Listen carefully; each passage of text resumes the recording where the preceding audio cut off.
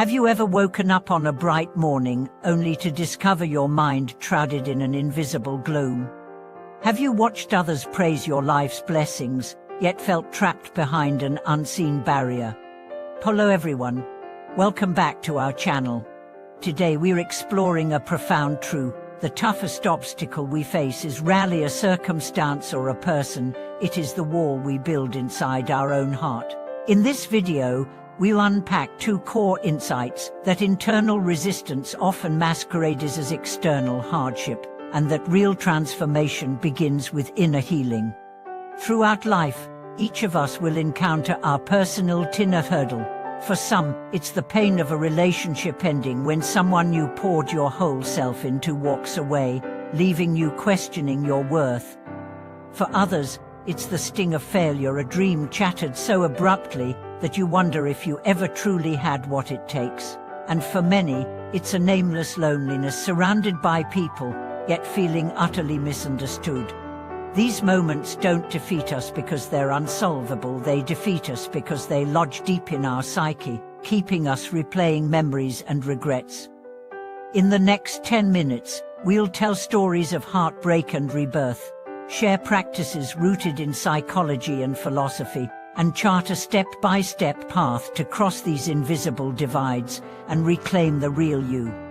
Imagine Lee, who carried guilt for years after a friendship ended without apology. Every time she passed the cafe where they met, her chest tightened. She deleted old messages, but the memories resurfaced in her dreams. Only when she began a simple daily ritual, writing one sentence of forgiveness to herself, did the grip of regret loosen.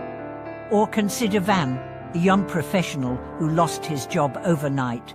The market collapsed, his savings dwindled, and he felt his identity disintegrate. He spent weeks locked in his apartment, convinced he'd never recover. Then a mentor suggested he volunteer at a local center.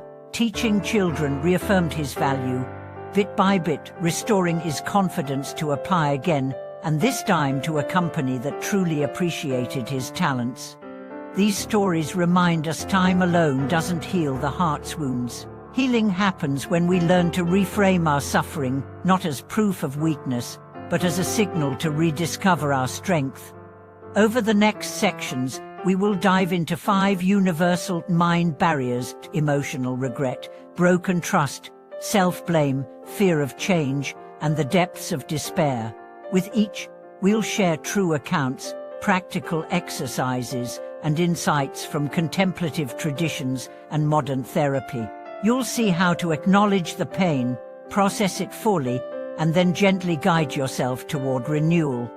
And now, let's begin by turning inward. Identify the hurdle that speaks most clearly to you. Is it a word you never said, a chance you never took, or a bond you can't seem to forgive?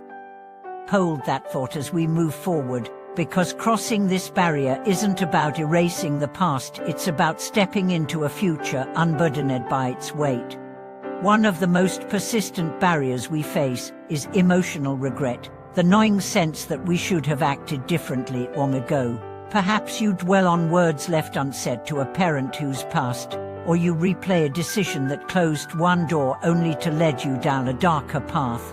In these moments, your mind becomes a looping hall of mirrors, each reflection magnifying differently. To step out of this trap, begin by writing a private letter to your younger self. Acknowledge the choices you made under fear, forgive those actions, and affirm that you deserve compassion.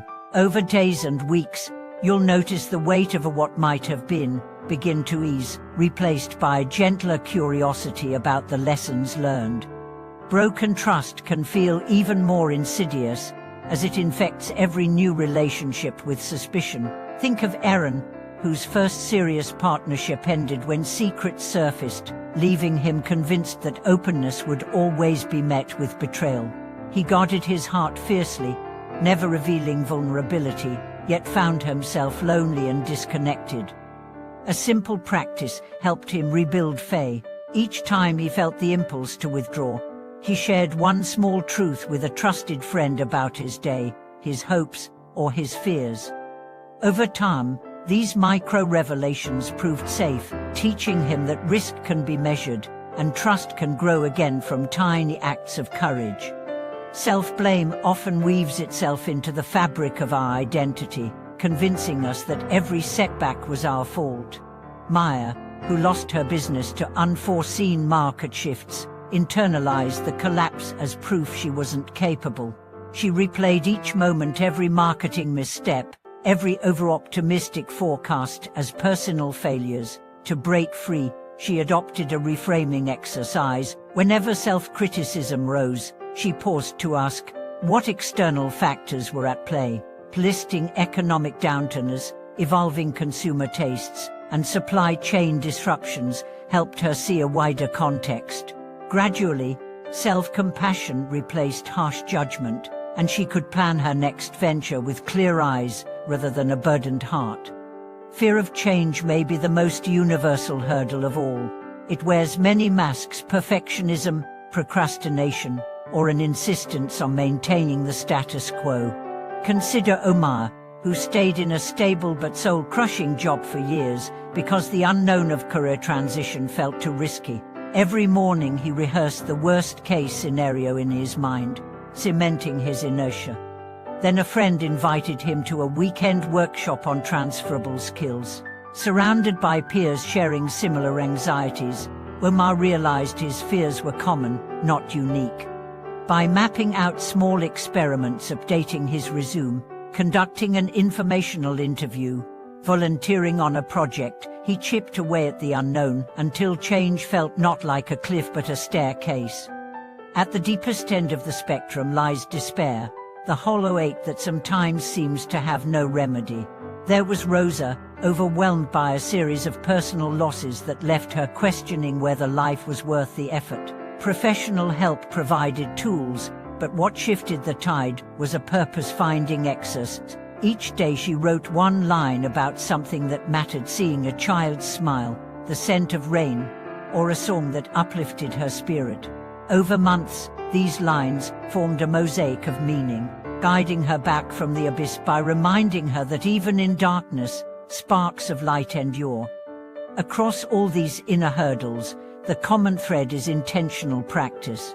Acknowledge the pain, name it clearly, and then choose small, consistent acts that challenge the hold it has on you. Share your progress with a supportive community, celebrate tiny victories, and remember that healing rarely moves in a straight line.